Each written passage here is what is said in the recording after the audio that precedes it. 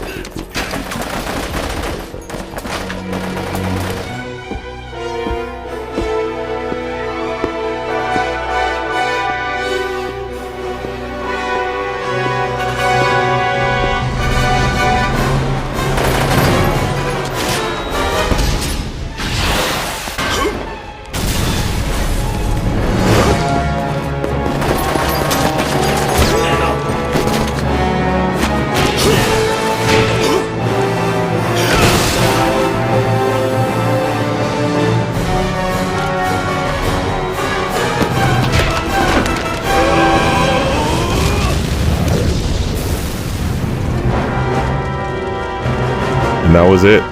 It was a done deal at that point. That was the day I became a Lars main.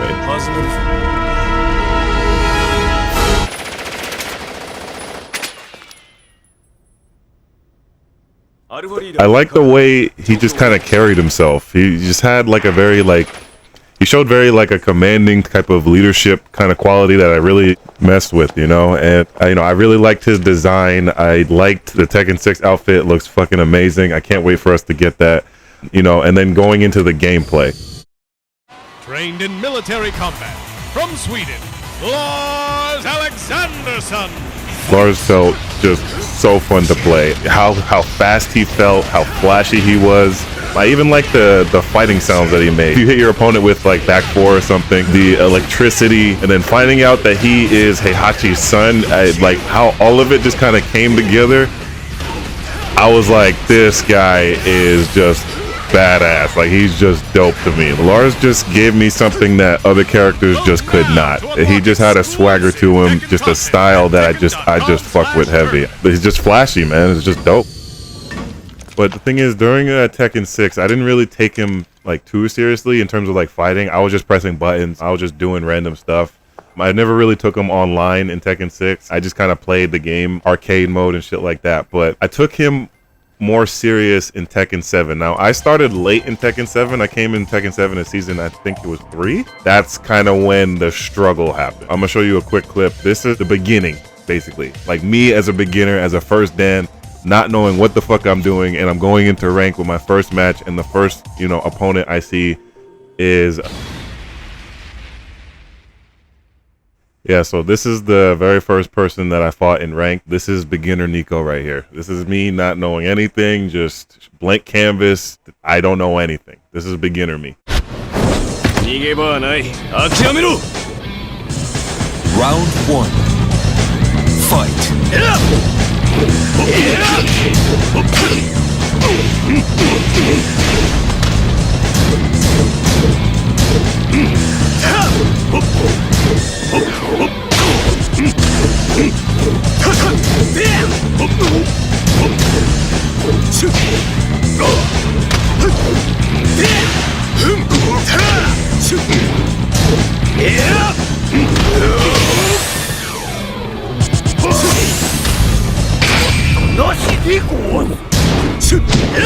KO.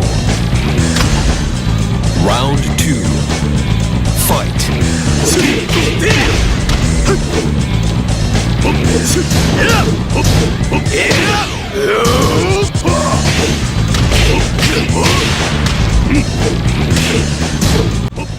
So as you can see, I clearly am a beginner. You can kind of tell I'm just pressing random buttons. I don't have a clear game plan. I don't really know how to use his tools in the best way.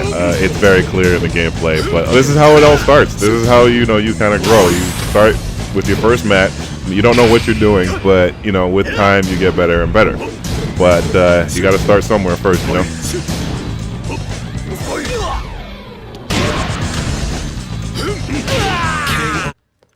This is kind of to show you how it all started. Yeah, so it was a struggle, man. I struggled with this character very much. I was struggling to figure out the game plan, how to make him work. I was getting beat left and right by everyone. Everybody just seems so much stronger than me. And yeah, it took me a minute to get used to his tools. And, I was just getting fucked up. But with each loss, with each deflating loss, and, me getting salty and me getting angry and just frustrated, it got so bad to the point where I almost dropped him. I was like, I'm going to play somebody else. And I was looking at Josie and Katarina. But something happened, right? So I just looked at Lars in practice mode one day, and I was like, I want to be a Lars main. Like, I want to main this character. I wasn't ready to give up on him yet. As you know, Lars in Tekken 7 was one of the worst characters in the game. He was arguably bottom 5. He was so unsafe, so risky. That didn't stop me from, wanting to stick with this character. And eventually, I got better and better.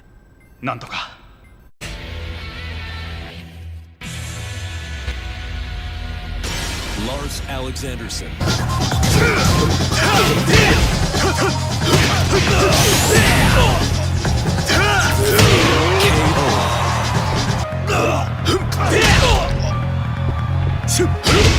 Yeah, and with this, man, I got tired of losing.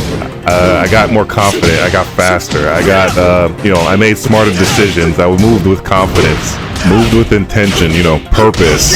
I started understanding the tools and how to use them better, how to use his speed, like how to mix you up, how to be fast, a quick thinker. It just started clicking day by day, and, I just kept getting better and better.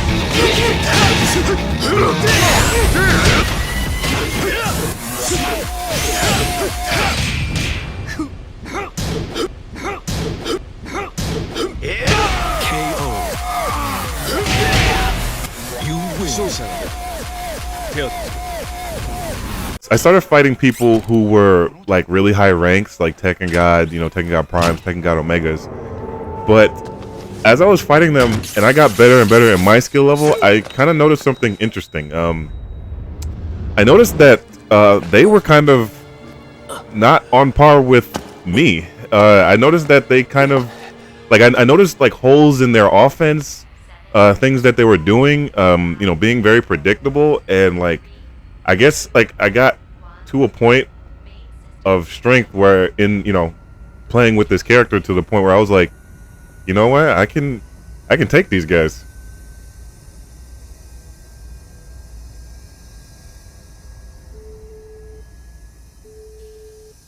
Then I started to looking into like, content creators talking about the game. I started paying attention to like tier lists and where the characters were at, and when I got to a certain level with Lars, I didn't even know Lars was low tier. I just noticed that like on every tier list, pretty much that every content creator put out, Lars was consecutively on the low end. So I was like, okay, fuck it. I knew I was improving. I knew where I started and I knew where I was at that day, and I was like, I don't really give a shit about tier lists. I just worried about continuing to improve and, learning the matchups, learning the different characters. And I knew if I just kind of retained that knowledge and kept improving in my, my own skill set, I can take on anyone. Or at least, like I said, hold my own.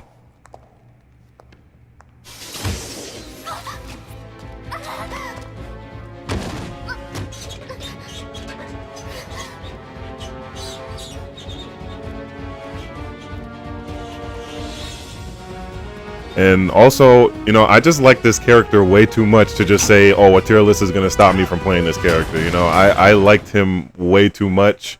a big thing that for me with Lars is that Lars makes this face sometimes. He has this look, and as he's looking at you, he proceeds to say, "There's no way you can stop me." And you know, for me personally, that kind of cuts deep. That kind of means something to me personally, because you know, as a fellow human being on Earth, planet Earth that we live on, there's a lot of things that try to stop you. Like, there's a lot of adversity, there's a lot of things against you in this world. And you know, for you know, a character to look at the thing that he's about to face, whether it's stronger than him or weak, it doesn't matter, and he still proceeds to say, "There's no way you can stop me." And you know, kind of how much I struggled with this character, to the point now where people struggle against me, to the point where people are asking me for help, you know, and want to learn from me and take coaching from me. It means something to me. And you know, this character for me personally has a deeper meaning than just, you know, a video game character. Like, you know, some people would say like he's just, you know, he would just tell me like, you need to chill, he's just pixels and just, you know, he's not real and all this stuff and such and such. And I mean, obviously no shit, like I know that, but for me it has a deeper meaning for me. Like, this character is the reason, or part of the reason why, you know, my channel is starting to grow. Like, I've always been doing YouTube, I've been doing this for about 10 years now, but you know, now y'all are starting to listen, now y'all are starting to hear me. And you know, when Lars says like, and I had haters before, you know, I have haters, and I have people, some in the comments saying like, you know, you're not really, all these things. And you know, people were bashing me when I had like 6 subscribers before, and they saying, you know, they were telling me like, your channel's never gonna grow and all these things. Yet I'm proving them wrong. And then, you know, I'm doing it with a character that has this look and gives the opponent that look, and then says, "There's no way you can stop me." It means something to me. It's a deeper meaning to me personally. And I mean, I don't expect everybody to understand, but I don't really need you to understand, because it's me, you know. But yeah, this is my story with this character. You know, I got him to True Tekken God in Tekken 7, and I got him to the final rank of God of Destruction in Tekken 8. You know, so honestly, this is kind of just for people who may be struggling with this character or trying to figure him out and figure out how he works, bro. Like, honestly, bro, you got to struggle. You know, struggling is part of the process. It's part of figuring out how the character works. So, you know, when people sometimes tell me like, you know, I give up, I don't want to, you know, I can't do it, bro. You can. You have to struggle. You know, if you want to get to that level, and you want to, you know, make this character work, you're gonna have to lose, and you're gonna have to, you know, you're gonna have to struggle. It's just part of it. But I promise you, and I can guarantee you, once you get to that level, you know, once you continue to just go through the trials and tribulations, you will figure it out. Like, you will get it. It is possible, you know, and I'm proof of that. And there's others that are proof of that. You can do it. You just have to struggle. It's just your turn, you know. But I don't mean to get too philosophical or too deep into it like that, but you know, this is just people have been asking me for my story, and this is my story with this character. But all in all, that's gonna do it for today's video. I hope you guys enjoyed it. Let me know what you guys think in the comments. And there's more videos to come.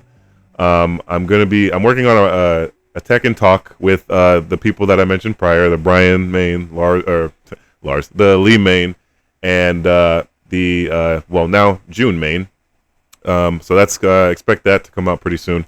But again, thank you guys, like always. I appreciate the continued love and support. As always, you guys are the best. But thank you guys for watching. Be safe out there, eat right, and I'll see you guys in the next one. Have a good one, guys.